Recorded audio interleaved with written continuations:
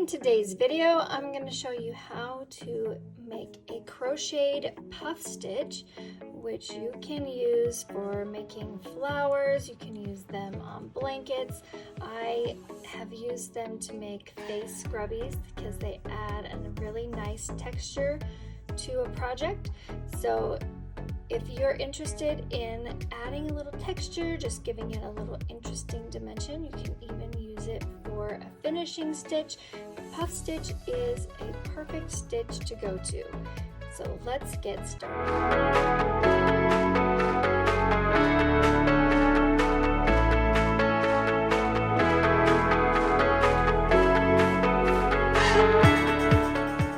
All right, so I have already made a circle, and you can tell that there's quite a hole in the middle of this, so I did not use a magic circle to create this. I just did a chain stitch of 5 and slip stitch connected it, and then single crocheted 9 stitches around the middle that we will use as the foundation for our puff stitch. So to start a puff stitch, you're going to yarn over, and then you're going to insert your hook into the first stitch, and you're going to pull up a stitch.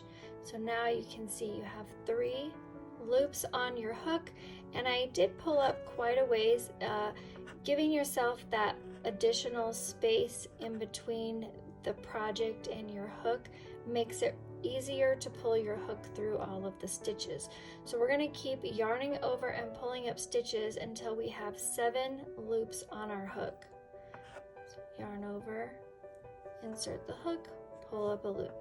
Now I have 5, yarn over, insert into the same hole, pull up a loop. Now I have 7 stitches on my hook. So I'm going to yarn over one more time, and I'm going to pull through all 7 stitches, and then I'm going to finish it off by doing a chain stitch. There's one puff stitch. All right, let's move on to the next stitch. So I'm going to yarn over, insert the hook, pull up a loop. So I have 3, yarn over, insert into the same hole, pull up a loop. There's 5, yarn over, insert into the same hole, pull up a loop. There's 7, so I'm going to yarn over one more time, pull through all 7 stitches, and then I'm going to yarn over and complete a chain stitch to finish it off. Let's practice a couple of more, and then we can have a look at what we have created. So yarn over, I'm going to move into the next stitch, pull up a loop, making sure that I'm giving myself that little additional wiggle room in there. Yarn over, pull up a loop. So I have 5 stitches, yarn over, pull up a loop, and there's 7. You're going to want to make sure that when you're pulling up, when you're giving yourself that additional space, that you're trying to pull them all up to the same height so that it gives your puff stitch a more uniform look, so you don't have big loops or things sticking out of the puff stitch.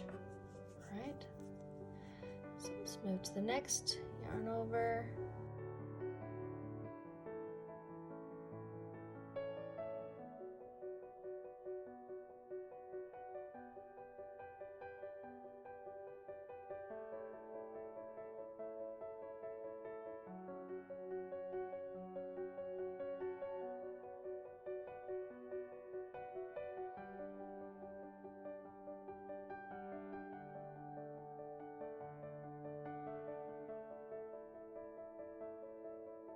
all right, so we've made it to our last stitch. Go ahead and pull up a loop till I get 7 loops on my hook,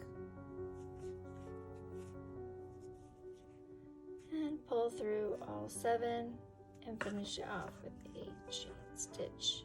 To complete this circle, what I'm going to be doing is just joining it with a slip stitch. I started with a chain 2, so I just have a little bit of a gap there, and I'm going to go into that top stitch so that it's nice and level and doesn't create a bigger hole than is needed.